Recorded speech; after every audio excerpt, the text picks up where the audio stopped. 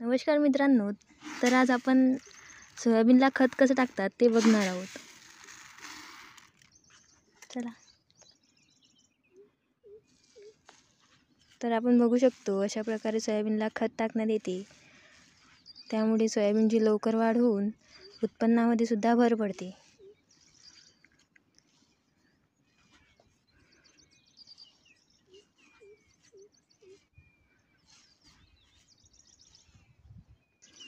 तर आपण इथं बघू शकतो की कुठं कुठं सोयाबीनची वाढ झालेली आहे आणि कुठं कुठं लहान लहान आहे अजून.